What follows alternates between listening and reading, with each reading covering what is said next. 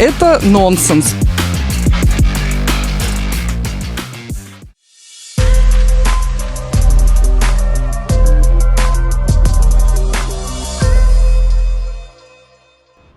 Считается, что в Барселоне есть только один значимый спортивный клуб – это ФК Барселона. Но это совершенно не так. Сегодня я хочу вам рассказать о другой, очень значимой, характерной команде «Эспаньол».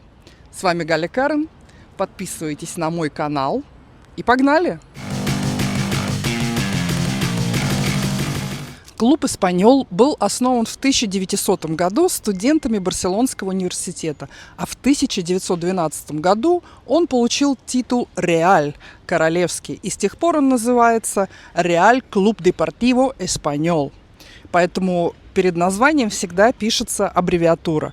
Клуб стал основателем испанской Ла Лиги, одним из основателей, в 1929 году. Клуб достаточно значимый, и хотя он ни разу не стал чемпионом Испании, он действительно является одним из лучших клубов Испании. Выиграл 4 Кубок Короля, 2 выходил в УЕФА и провел 85 сезонов. Существует некое противостояние между футбольным клубом «Барселона» и «Эспаньол», так называемое «дерби Барселони». Это официальный термин, который обозначает противостояние, игру между местными, близкими географически командами.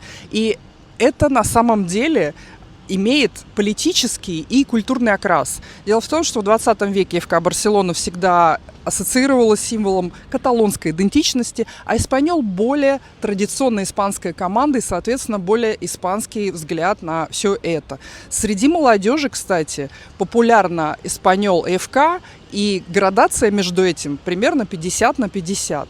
Также одна из новостей, которая вышла совсем недавно, что из команды «Эспаньол» в Барселону переходит вратарь Жоан Гарсия. Это нонсенс, то есть это не так часто происходит, с учетом того, что Гарсия воспитанник «Эспаньола» и был в этой команде почти 15 лет.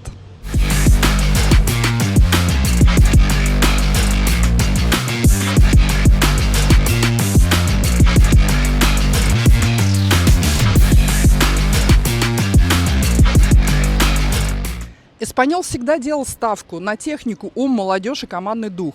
У клуба есть прекрасная академия высокого уровня, которая готовит игроков с высоким уровнем подготовки и индивидуальным стилем. Технически это работа в малых группах над контролем мяча, дриблинг, завершение атак, контроль атак. И находит эта техника очень много откликов в международных футбольных клубах, например, в клубе в Мельбурне. Один из самых известных игроков клуба – Рауль Тамудо. Он стал самым значимым бомбардиром в истории клуба и вошел в историю благодаря своему знаменитому голу в ворота Барсы в 2007 году, так называемый Тамудасо. И он двукратный победитель Кубка Короля. А еще Альфредо Ди Стефано, один из величайших игроков 20-го столетия, который завершил свою карьеру именно в клубе «Эспаньол». Также были пионеры, энтузиасты и основатели испанского футбола Сампере и Понс.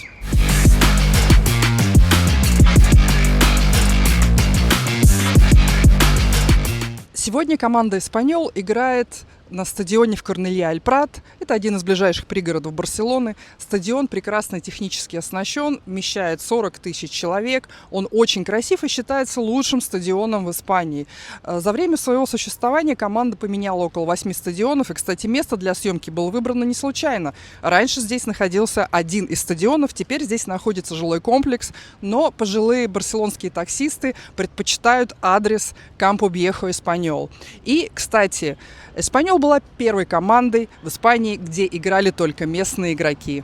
Болельщиков клуба часто называют «перикос» – шумные попугайчики, и это название прилипло к болельщикам более 100 лет назад. У клуба есть женская команда, и филиал академии находится в Техасе, США и в Ираке. Вот он какой клуб «Эспаньол». Не в тени Барсы, а со своей историей, культурой, голосом и верными болельщиками. С вами Галя Карен. Подписывайтесь на мой канал, ставьте лайки, комментарии, спрашивайте, что бы вы хотели еще услышать. А я вам расскажу о культуре, искусстве и, как видите, даже о футболе. Пока-пока!